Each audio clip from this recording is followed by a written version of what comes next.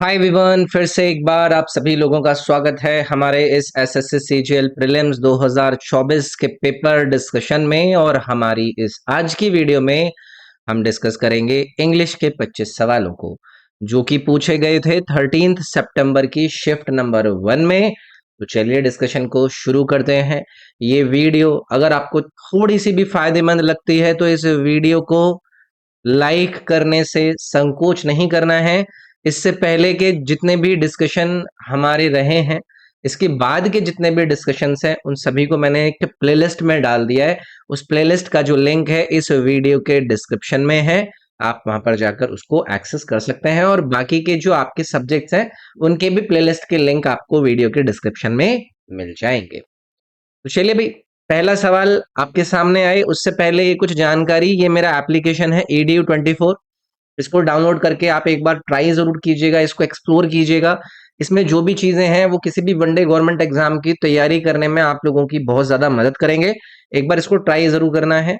कई सारे कोर्सेज इसमें दिखते हैं, जैसे कि कंप्लीट जीएस, कंप्लीट इंग्लिश, और ऐसे ही आपको कंप्लीट मैथ और रीजनिंग के क्विज फॉर्मेट में एमसीक्यूज दिए गए हैं, जिनकी संख्या लगभग दसियों हजारों से ज्यादा है। तो ट्राई जरूर करना है इसको।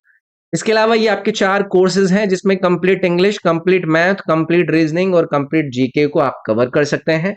एक बार इसको जब आप एक्सेस करोगे तो इसमें मैं डेली वीडियो आप लोगों के लिए अपलोड करके अपडेट करके डालता हूँ। आपकी तैयारी में ये बहुत ज्यादा फायदा देगा। हर एसएससी एग्जाम की टेस्ट सीरीज है, रेलवे एग्जाम की टेस्ट सीरीज और बाकी के भी बहुत सारे कोर्सेज हैं। तो चलिए भाई डिस्कशन को शुरू करते हैं। Select the option with the miss spelled word, यानी कि आपको स्पेलिंग गलत है एक शब्द की, उसको ढूंढना है। तो इन्होंने अंडरलाइन करके ना कुछ वर्ड दिए हैं, जैसे कि ये डायलेमा दिया है, प्रिवेल दिया है, कमेटी दिया है और एमिकेबल दिया है। तो पहला वर्ड इन्होंने कौन सा दिया है? डायलेमा। डायलेमा का अगर हमें अर्थ नहीं पता है तो याद रखिएगा, इसको हम हिंदी में कह देते हैं दुविधा। ठीक है, यानी कि एक ऐसी सिचुएशन जिसके अंदर आप ना बहुत ज्यादा डिफिकल्टी महसूस करते हैं कि आप लोगों के सामने कुछ ऑप्शन है और आप उनमें से किसी को चूज ही नहीं कर पा रहे हैं, आप पता ही नहीं कर पा रहे कि इसको लूं या इसको। तो आपकी ये सिचुएशन क्या है? ये डायलेमा वाली सिचुएशन है, एक दुविधा भरी सिचुएशन है। इसकी स्पेलिंग यहाँ पर करेक्ट है। ये डायलेमा शब्द करेक्ट स्पेलिंग करने के लिए आपका बहुत बार पूछा गया है, तो इसकी स्पेलिंग याद रख लीजिएगा, DILE और उसके बाद MMA, डायलेमा। दूसरा इन्होंने अंडरलाइन जो शब्द दिया है वो है प्रिवेल्ड। प्रिवेल्ड शब्द का अर्थ क्या होता है? ये होता है कि कोई चीज आपके सामने ना प्रचलित हो जाए, एग्जिस्ट कर जाए, यानी कि जनरली एग्जिस्ट कर जाए, एग्जिस्ट जनरली। तो ये क्या होता है आपका? कोई चीज नजर आ जाए। अब जैसे एग्जांपल के तौर पे आप लोगों ने देखा होगा कि भाई मैं बहुत सारे चैलेंजेस को उस मीटिंग के अंदर फेस कर रहा था, बहुत सारे चैलेंजेस थे, लेकिन फिर भी जो मीटिंग के अंदर ऑर्डर था वो क्या हो गया? प्रिवेल हो गया, मतलब प्रचलित हो गया। अब इन्होंने जो स्पेलिंग दी है ना भाई, वो इन्होंने गलत दी है। तो यहां पर इसकी जो करेक्ट स्पेलिंग है ना वो रहेगी PREVAILED। ये भी आपका मिस स्पेलिंग वाले जो सवाल होते हैं उसमें पूछा जाता है। तो आपका मिस स्पेल्ड जो वर्ड रहा वो कौन सा रहा? प्रिवेल्ड। अब जो बाकी के हैं, इन्होंने एक दिया है कमेटी। कमेटी की स्पेलिंग में आप याद रखिएगा, 2M 2T और 2E आते हैं। ये आपका बिल्कुल ठीक है। कमेटी का मतलब सभी को पता है, कोई समिति। एमिकेबल, एमिकेबल भी ठीक दिया है भाई। एमिकेबल का मतलब होता है जब आप मिलजुल कर, यानी कि मैत्रीपूर्ण तरीके से, फ्रेंडली तरीके से, विदाउट किसी के साथ लड़े झगड़े कोई काम करते हैं, तो वो आपका एक एमिकेबल तरीका होता है। ठीक है, चलिए भी आगे बढ़ते हैं। आप लोगों को ढूंढना है मोस्ट एप्रोप्रिएट एंटोनिम, यानी कि विलोम शब्द किसका? ग्रज का। His mother never held a grudge against his father, यानी कि उसकी माता ने उसके पिता के खिलाफ कभी भी ग्रज नहीं रखा। ग्रज का मतलब होता है द्वेष। द्वेष मतलब आपके अंदर एक ऐसी फीलिंग जो कि दूसरे के एक प्रकार से उसके अगेंस्ट में होती है, उसको उसके साथ कुछ गलत हो जाए, इस तरीके से। तो इसका जो अर्थ है वो आप लोगों को पता चल गया। अब मुझे क्या ढूंढना है? इसका एंटोनिम ढूंढना है। तो पहला वर्ड इन्होंने दिया है भी बेनिवोलेंस। बेनिवोलेंस ही इसका सही आंसर हो जाएगा। बेनिवोलेंस का मतलब क्या होता है? किसी की भलाई। ठीक है, यानी कि एक ऐसी क्वालिटी आपके अंदर की जिसमें आप किसी के भले की बात करते हैं कि इसके साथ अच्छा हो जाए, ये आदमी अपनी जिंदगी में बहुत ज्यादा तरक्की करे। तो बेनिवोलेंस और जो ग्रज था वो एक दूसरे के विलोम हो गए ना, तो पहला ऑप्शन इसमें करेक्ट हो जाता। उसके बाद एक और ऑप्शन दिया गया यहाँ पर आपको, मैलेवोलेंस। मैलीवोलेंस का मतलब क्या होता है? किसी के प्रति आपकी दुर्भावना, मतलब एक प्रकार से आपकी एक ऐसी स्टेट या कंडीशन जहां पर आप क्या कर रहे हैं, किसी के प्रति गलत सोच रहे हैं कि ये ना मरेगा एक दिन, ऐसे वाली जो फीलिंग होती है, तो मैलेवोलेंस होता है। एक वर्ड यहाँ पर दिया गया है भाई, रैंकोर। अच्छा, ये मैलेवोलेंस और ये जो ग्रज है ना, ये सिनोनिम हो गए ना एक दूसरे के, ठीक है। रैंकोर एक शब्द है, अच्छा शब्द है। बहुत ज्यादा लोग इसको, आप लोगों को आमतौर की भाषा में यूज करते हुए नहीं नजर आएंगे। ये होती है कड़वाहट। कड़वाहट यानी कि किसी के अंदर किसी के प्रति जो बिटरनेस होती है, रिसेंटल रिसेंटफुलनेस होती है, मैं यहां पर लिख देता हूं,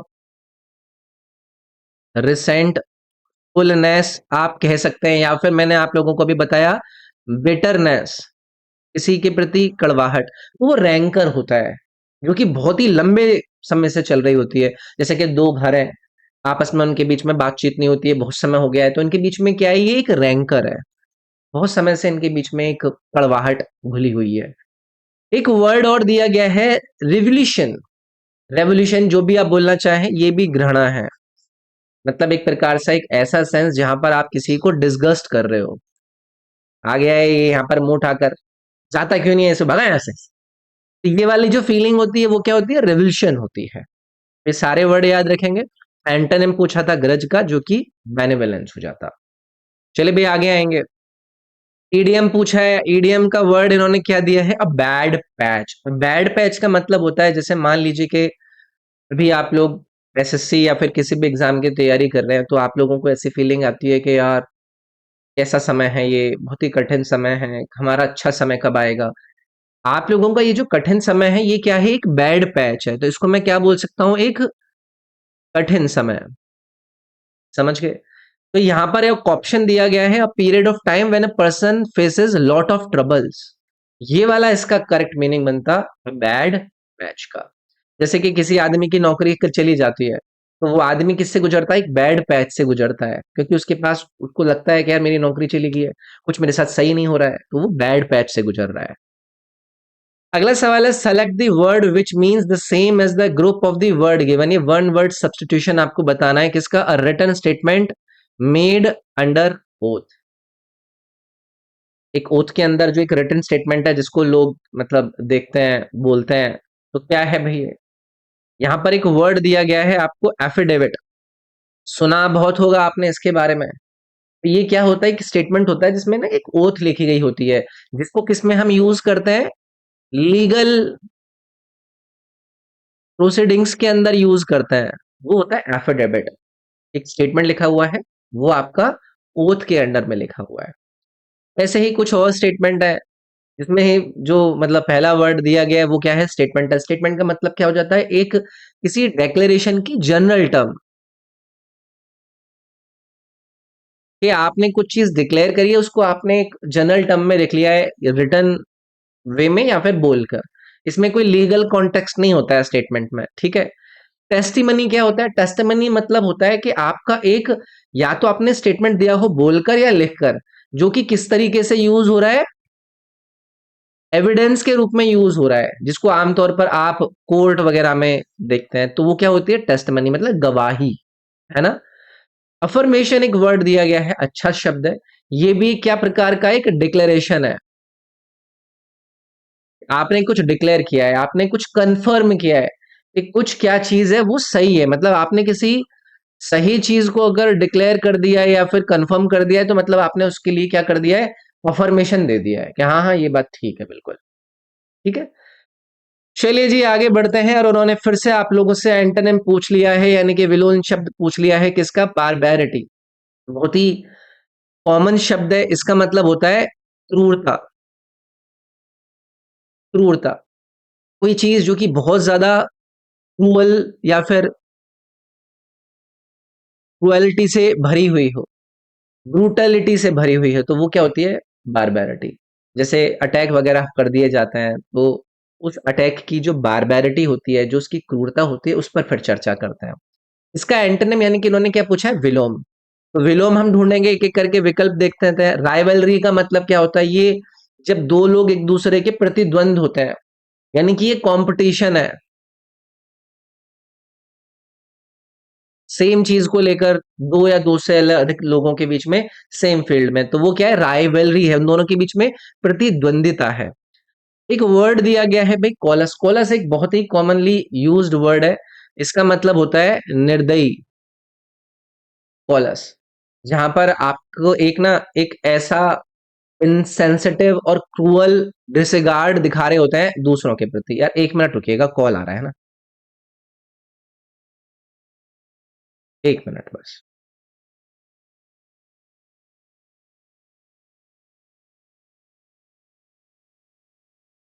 नहीं नहीं, अभी नहीं आया,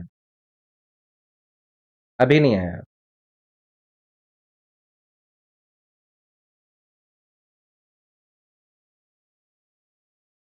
ठीक है भाई।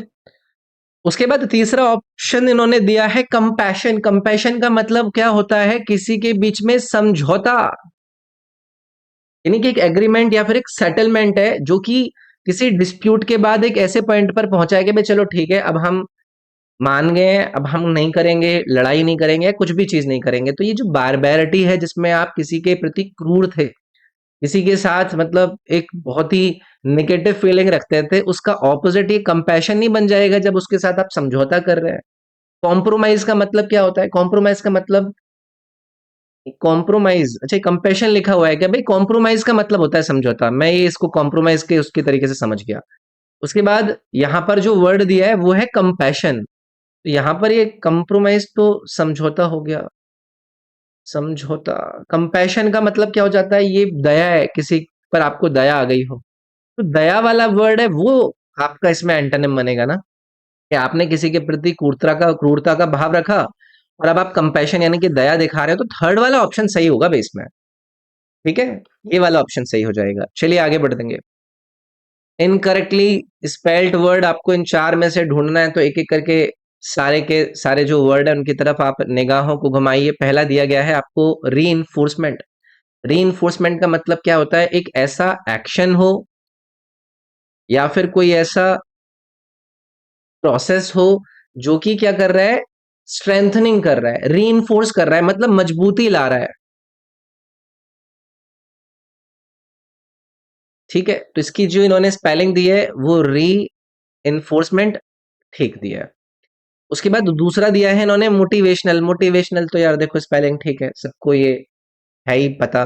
प्रेरणादायक जो चीज होती है, जो कि आप लोगों को कुछ करने की इंसेंटिव्स प्रोवाइड कर रही है, तो कुछ आपको करने का रीजन प्रोवाइड कर रही होती है, तो वो क्या है? मोटिवेशनल है।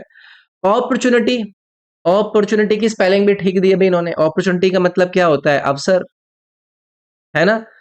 ठीक है। उसके बाद ये चौथा वाला बचा है, इसी में कुछ ना कुछ गलत होगी। एट्रीब्यूट्स गलत है भाई। एट्रीब्यूट्स की स्पेलिंग ये थोड़ी ना होती है, ये होती है ATTRIBUTES। एट्रीब्यूट्स। एट्रीब्यूट्स का मतलब क्या हो जाता है? कि मतलब किसी का गुण, एक प्रकार से किसी की मतलब क्वालिटी, किसी की इंपॉर्टेंट विशेषता, यानी कि किसी का फीचर, तो वो क्या हो जाता है? उसका एट्रीब्यूट हो जाता है। तो इसमें टी मिसिंग था भाई, इसीलिए ये वाला जो ऑप्शन है वो आपका इसमें इनकरेक्टली स्पेल्ड हो जाता। अगला सवाल इन्होंने दिया है, the team always anticipate a bowling friendly pitch on their easy victory in the T20 matches. यानी कि हर टीम ये एंटिसिपेट करती है कि इनको एक बॉलिंग फ्रेंडली पिच मिलेगी, सो दैट के जो T20 मैचेस हैं उनको ये आसानी से जीत लें। तो आपको बताना है कि मोस्ट एप्रोप्रिएट ऑप्शन जो कि इसको सब्स्टिट्यूट कर सकता है। Bowling friendly pitch on their easy victory, pitch on their easy victory. यार आप मुझे बताइए, अगर किसी पर्पस को आप लोगों को इंडिकेट करना है, या फिर आपको जो आउटकम मिले वो आपका इंटेंडेड आउटकम हो, जो आप चाहते हैं, तो उसके लिए कौन सी प्रपोजिशन यूज करते हैं? Pitch for their easy victory, यानी कि उनको पिच चाहिए ना ताकि वो इजी विक्ट्री प्राप्त कर सके। तो pitch for their easy victory वाला ये जो ऑप्शन है ना, ये इसके अंदर सही बनता भाई। ठीक है। चलिए आगे बढ़ते हैं। सेंटेंस को पैसिव वॉइस में आप लोगों को एक्सप्रेस करना है। The team will announce the winner tomorrow. आप लोगों को पता है पैसिव वॉइस स्ट्रक्चर के अंदर ऑब्जेक्ट जो एक्टिव वॉइस सेंटेंस का है वो क्या बन जाता है, आपका सब्जेक्ट बन जाता है। ये वाले काम हमने करे हैं। तो क्या करना है इसमें, the team will announce the winner tomorrow, तो यहां पर हम द विनर को यहां पर क्या बना लेंगे, इसका सब्जेक्ट बना लेंगे। तो द विनर विल है तो विल बी हो जाएगा, अनाउंस है अनाउंस्ड हो जाएगा by the team. The winner will be announced by the team tomorrow. तो ये ए वाला जो सेंटेंस है वो आपका पैसिव में सही तरीके से फ्रेम हुआ। अगला है, इसमें एरर बताना है। Mister Surya have no interior motive in offering you support. यार मिस्टर सूर्या हैव मतलब यार सीरियसली, तो मिस्टर सूर्या हैज आता ना यार। ये ग्रामर के सबसे बेसिक रूल्स में आपको नजर आएगा कि जो आपका सब्जेक्ट है उसके हिसाब से वो क्या लेगा, वो वर्ब लेगा। सिंगुलर सब्जेक्ट है तो सिंगुलर वर्ब हैज आता ना, हैव क्यों आता। तो इसीलिए ये आपका जो सी वाला ऑप्शन था वो इसमें करेक्ट रहता। फिर से ग्रामेटिकल एरर आपको ढूंढना है। By the end of this month he will be working for 5 years। तो आप लोग बताइए कि by the end of this month यानी कि इस महीने के अंत तक he will be working for 5 years, he will be working आएगा या फिर he will have been working आएगा। अगर मुझे किसी भी इस प्रकार की चीज को इंश्योर करना होता है कि फ्यूचर परफेक्ट कॉन्टिन्यूस आपका अभी तक लेकर आया है बात को, है ना। तो by the end of this month he will have been working, will have been will, इसमें हैव तो इन्होंने लगाया ही नहीं, विल हैव होना चाहिए था ना भाई, यहाँ पर हैव होना चाहिए था।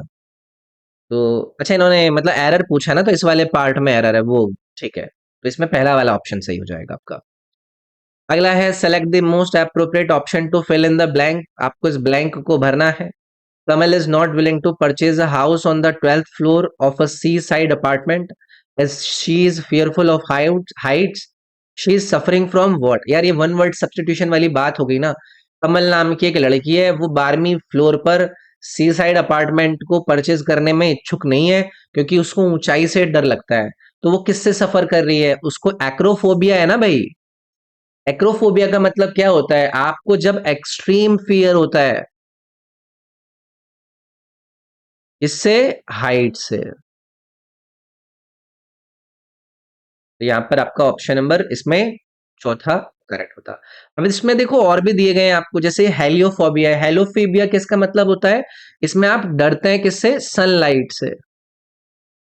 सनलाइट फियर आप ऐसे बोल सकते हैं। हेलियो हेलियो जो आपका रूट वर्ड है वो आपके सन को लेकर होता है।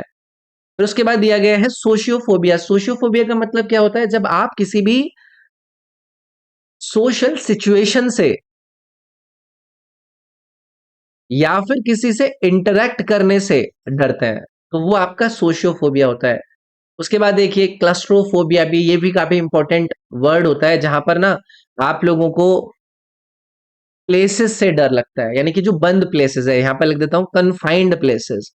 बंद जगहों से आपको अगर डर लगता है तो आप क्लस्ट्रोफोबिया से पीड़ित हैं। तो आसान है ये भी, इसको सबने रट रखा होता है।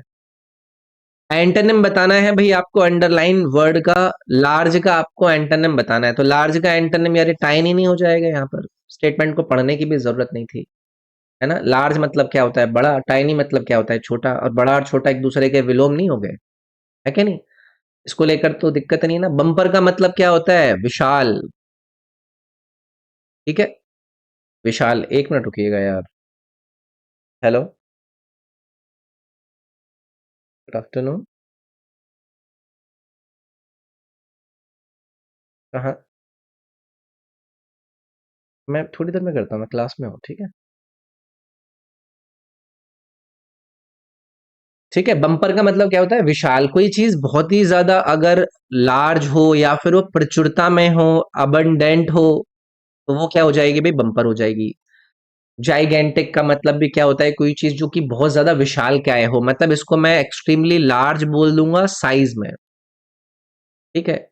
हीरोइक का मतलब क्या होता है, किसी की वीरता, है ना, कि भाई किसी ने अपना करेज दिखाया हो। या फिर किसी ने अपनी डेयरिंग को दिखाया हो, तो वो क्या है, उसका एक हीरोइक एक्ट है।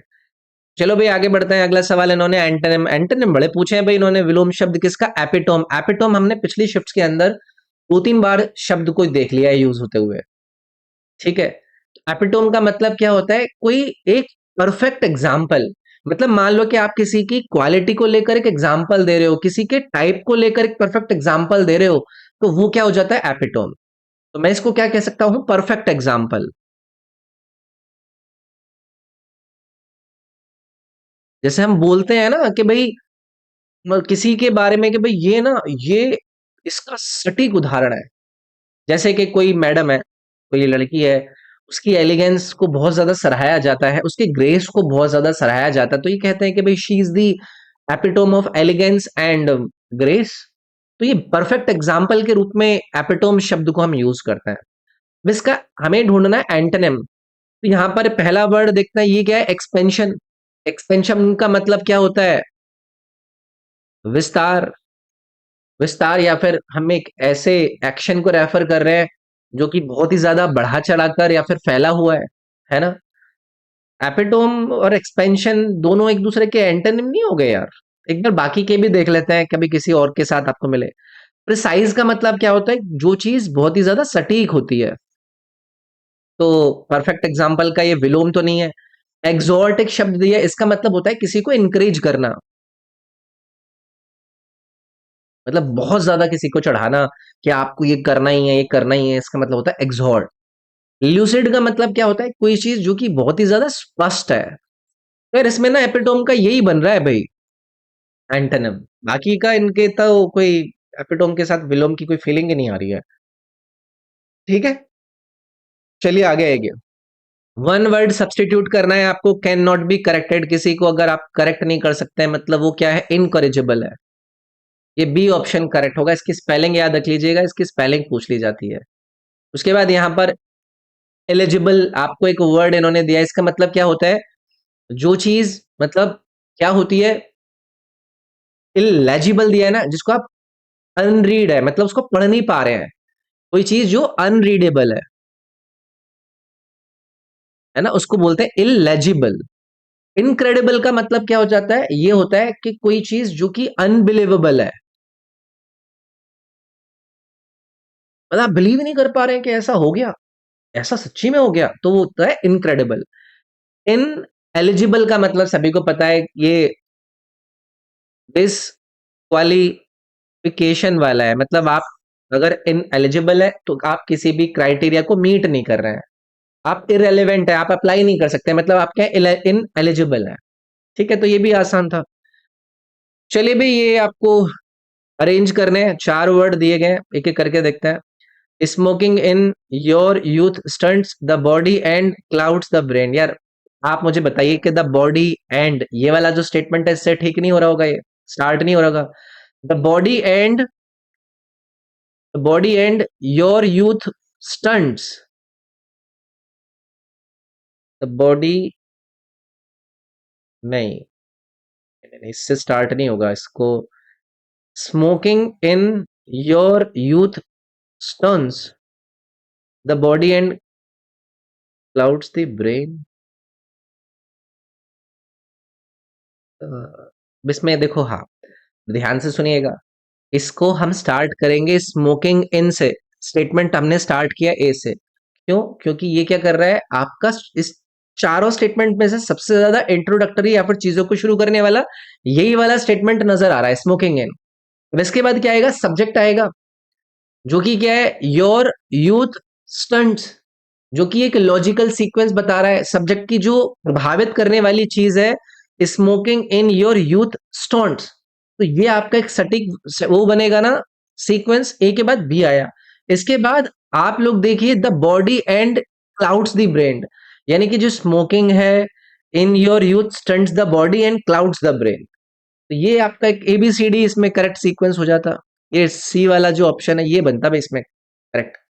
ठीक है, ये एक्सप्लेनेशन दे रहा है कि जो धूम्रपान है उसके प्रभाव क्या होता है। तो प्रभाव को कौन बता रहा है? ये आपका सी वाला ऑप्शन बता रहा है। ठीक है, और फिर उसके बाद ये जो डी वाला ऑप्शन है वो कंप्लीट कर रहा है आपके इस सेंटेंस को, क्या बता के कि भाई फाइनल इफेक्ट क्या होता है इस स्मोकिंग का। ठीक है, चलिए आगे आएंगे। Select the option that expresses the given sentence in passive voice. Again आसान है। Don't let Dylan fool you. तो इसमें क्या होगा, वही आपका जो ऑब्जेक्ट है एक्टिव वॉइस सेंटेंस का, वो सब्जेक्ट बन जाएगा पैसिव सेंटेंस का। एक्टिव वॉइस में जो सेंटेंस है वो आपको क्या दिया है इन्होंने, do not let Dylan fool you. तो अगर आपको इसको पैसिव वॉइस के अंदर कन्वर्ट करना है तो आप किससे स्टार्ट करेंगे, do not be fooled. Do not be fooled कहां पर दिया गया है, देखो डी नॉट बी फूल्ड यहां पर दिया गया है, बाई होम बाई डायलन। तो इसी वाला ऑप्शन करेक्ट होता है इसमें। चलिए आगे बढ़ेंगे। Select the most appropriate option that can substitute the underline segment in the given sentence. अगर कोई भी सब्सटीट्यूशन रिक्वायर्ड नहीं है तो नो सब्सटीट्यूशन लगाइएगा। Satya is always great to his friends who helped him when he was in trouble. Satya हमेशा कुछ था अपने दोस्तों के लिए जिन्होंने उसकी ट्रबल में हेल्प करी थी। सत्या हमेशा ग्रेटफुल होता है इंसान। ठीक है, ग्रेटफुल का मतलब क्या हो जाता है, जब आप किसी के प्रति अपना एप्रिसिएशन दिखाते हैं। ठीक है, तो ये ए वाला जो ऑप्शन था ये इसमें करेक्ट बनता, और कुछ देखने की जरूरत ही नहीं है हमें। एंटोनिम बताना है भाई। एंटोनिम बड़े पूछे इन्होंने इस वाले शब्द के अंदर, कौन से शब्द का, एम्बिगुअस का। रट रखा होगा। एम्बिगुअस का मतलब होता है जो चीज अस्पष्ट होती है, आप लोग उसको क्लियरली मतलब देख नहीं पाते हैं, समझ नहीं पाते हैं, वो एम्बिगुअस होती है। ठीक है, चलो ऑप्शन देखते हैं। सर्टेन का मतलब क्या हो जाता है, आप एकदम निश्चित हैं, आप लोगों को पता है क्या होने वाला है, आप लोग क्या है, क्लियर है। तो एक तरफ आप अस्पष्ट थे, दूसरी तरफ आप क्लियर हैं, तो यानी कि यही क्या हो जाता है, इसका एंटोनिम हो जाता है। ठीक है, देखो कोई भी अगर आपको लगे कि मैंने गलत बताया या कुछ गलत हो गया है, कमेंट करके बता देना आप मुझे। ठीक है, इसके बाद ये वर्ड दिया गया है आपको यहाँ पर ड्यूबियस। ड्यूबियस भी हमने पहले डिस्कस कर रखा है, ये होता है संदेहजनक। संदेहजनक, जब कोई भी चीज को लेकर आप क्या हो, डाउटफुल हो, तो आप ड्यूबियस है। वेग का मतलब क्या हो जाता है, जो चीज क्या है, अनिश्चित है। अनिश्चित है मतलब वो क्लियर नहीं है या फिर वो स्पेसिफिक नहीं है। पजलिंग का मतलब भी क्या हो जाता है आपका, परेशान करने वाला, जो चीज आपको क्या करती है, कंफ्यूज करती है, आपको कंफ्यूजिंग बनाती है, आप लोगों को समझने में दिक्कत आती है, मतलब वो क्या है, पजलिंग है। ठीक है, अगला सवाल है। Select the most appropriate option to fill in the blank. The homophone for the word there is what, homophone. Homophone क्या होता है, जिनका उच्चारण आपको वैसा सा लगता है, सेम। तो यहां पर इन्होंने वर्ड दिया है देर। तो कौन सा इन चार में से वर्ड है जो कि ऐसा ही साउंड कर रहा है, देर। ये देर वाला, ये वाला शब्द आपको सेम साउंड सा नहीं करके हुए नजर आ रहा है, तो ये इसमें बन जाता भाई। ठीक है, होमोफोन्स का ये सवाल पूछने लग गए भाई, अच्छी चीज है। मोस्ट एप्रोप्रिएट मीनिंग बताइए आप ईडीएम का। ईडीएम दिया है turned a deaf ear to. समझ में आ गया होगा आपको इस पढ़ते ही, जब आप अपना जो कान है उनको बंद कर लें, किसी ने कुछ कहा है और आप सुन नहीं रहे हैं, आप उसको क्या कर रहे हैं, अनसुना कर रहे हैं। अनसुना करना, तो वो होता है turned a deaf ear to. ठीक है, अब जैसे मान लीजिए कि आप लोगों ने जो सरकारी दफ्तर होते हैं, आपने किसी भी सरकारी दफ्तर में किसी के भी अगेंस्ट में कुछ अपनी कंप्लेन लगाई, तो आपकी कई सारी कंप्लेन लगाने के भी बाद उसका जो मैनेजर है उसने क्या कर लिया, उसने आपको अनसुना कर दिया। मतलब the manager turned a deaf ear to the employees concern. Employees को लेकर जो कंसर्न उठ रहे थे उसको लेकर उसने अनसुना कर दिया। तो यहां पर आपका करेक्ट ऑप्शन क्या बनेगा, रिब्यूक्ड। एक ऑप्शन इन्होंने दिया, रिब्यूक्ड का मतलब क्या होता है भाई, फटकारा, फटकारना। तो ये तो करेक्ट मीनिंग नहीं दे रहा है भाई। उसके बाद एक वर्ड दिया गया है डिसरिगार्डेड। डिसरिगार्ड का मतलब क्या होता है, जब किसी की आप अब हेलना करते हैं। अब हेलना का मतलब पता है ना, जब आप किसी को अटेंशन नहीं देते हैं, पेइंग नो अटेंशन। तो ये अनसुना करना या फिर अटेंशन नहीं देना, ये दोनों क्या हो जाएंगे, सेम हो जाएंगे ना। तो ये इसका मतलब था।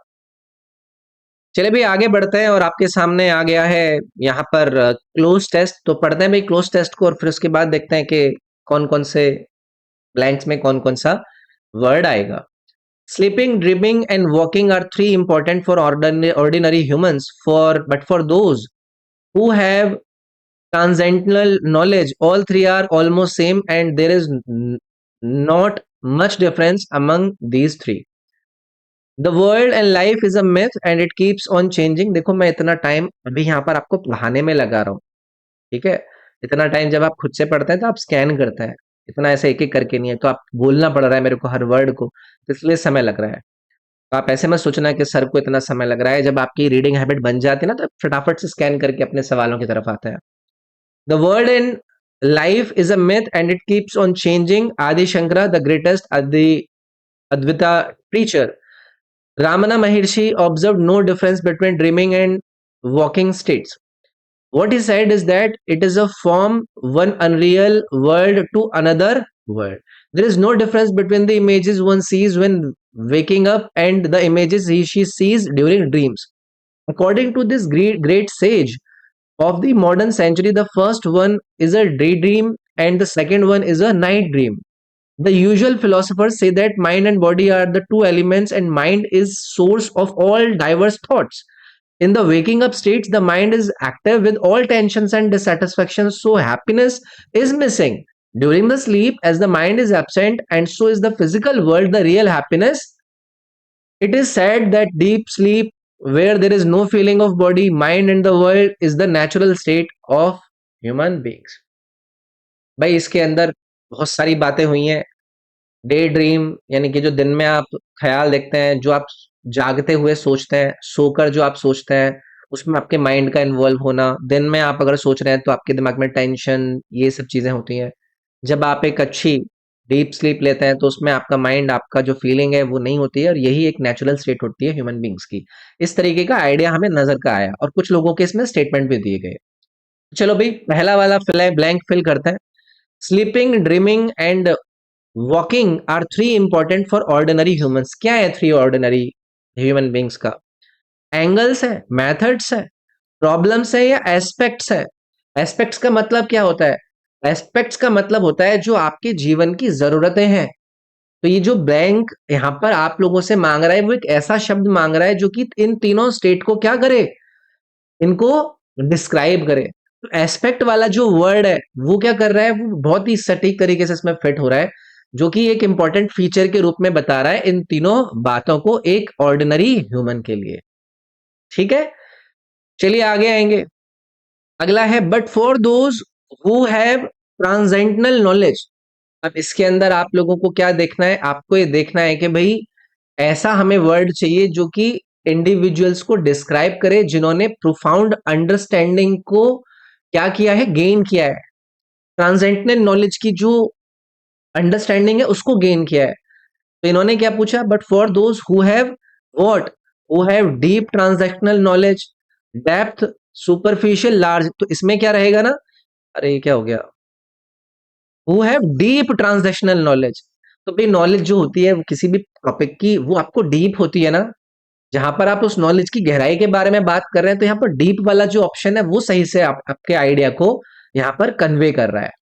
चलिए आगे आएंगे। अगला है the world and life is a myth and it keeps on changing. आदि शंकराचार्य। कौन कह रहा है? सेज आदि शंकराचार्य। इसी वाला ऑप्शन करेक्ट हो जाता। क्यों? क्योंकि ये प्रेजेंट असर्शन की बात कर रहे हैं, जो कि किसको एट्रीब्यूट किया जा रहा है? आदि शंकराचार्य जी को एट्रीब्यूट किया जा रहा है। तो यहां पर सेज आ जाएगा। चलिए अगला देखते हैं। अगला कहां पर है भाई? What he said is that it is from one unreal world to another।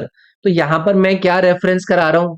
यहां पर मैं एक्सप्रेस कराऊंगा कि भाई जो वर्ल्ड और लाइफ के मिथ हैं वो चेंज होते हैं, है ना, वो चेंज होते हैं। तो यहां पर रियलिटी आएगा, अनरियल आएगा, कंफ्यूज्ड आएगा, अनइमेजिनरी आएगा।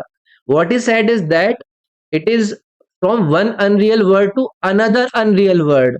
एक अनरियल वर्ड से दूसरे अनरियल वर्ड, यानी कि एक इल्यूजरी, एक मिथिकल वर्ड के अंदर ये पैसेज को लेकर जा रहा था। तो ये बी वाला ऑप्शन इसमें सटीक भर जाता भाई।